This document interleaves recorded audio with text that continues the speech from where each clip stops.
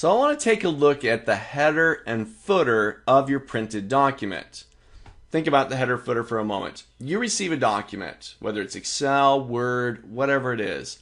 A lot of times in the very top portion of your page, roughly half an inch or so, you get to see some additional information. Maybe the title of the document, maybe a disclaimer. The footer, a lot of times you see a page number, a date, maybe it says confidential down there.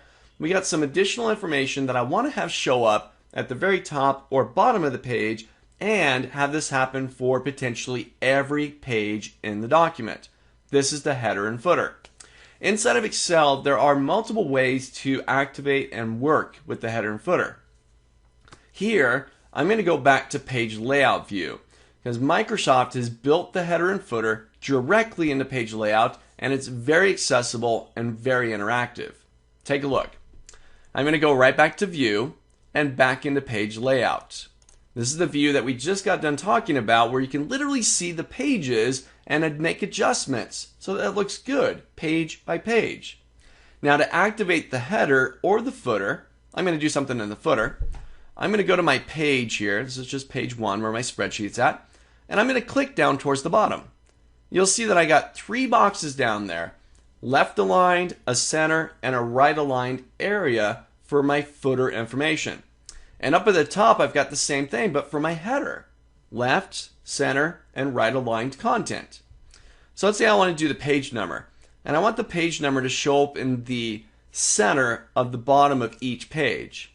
So I'm going to click into the middle area here. This is my footer, and it's the center aligned content.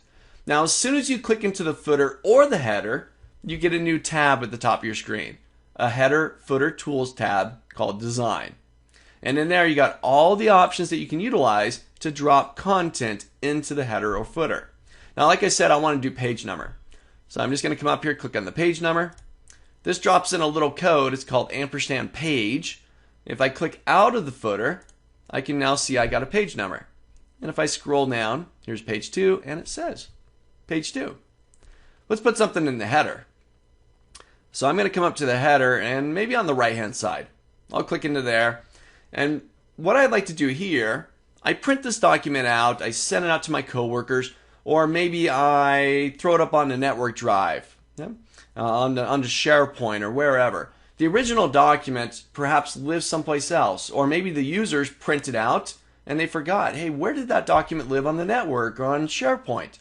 Well, a way that we can help ourselves and our coworkers is by adding the path, the location to this document, into the header or the footer. Take a look. So I'm currently clicked into the right hand side of my header, right aligned content. I'm going to go back to design, and inside of the elements section, I'm going to get the file path. So once again, much like the page number, it puts a little code in there, &path, &file, and if I click away, I've now got the path to that file, the literal address. So now if somebody prints this out, they can always reference back, oh yeah, this document's on the C drive and found here, or on the X drive, or on SharePoint, or wherever it's located at. They have that path right there. It's something small, but it's ultimately going to make our documents more accessible. And you've got all sorts of stuff you can put up there. I'll go back to design. We got number of pages, like page 1 of. You've got the date, the time, the file path, the file name, the sheet name. You can put pictures in there. Maybe you got logos you want to put into your header or footer. All sorts of content here to make our documents more presentable, or to provide additional information for each page, like the page number. So try this out. Open up your document, go back to view, page layout, activate the header or footer, and try adding some of this content.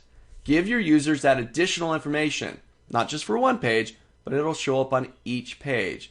Header, top of the page, footer, the bottom. Try it out.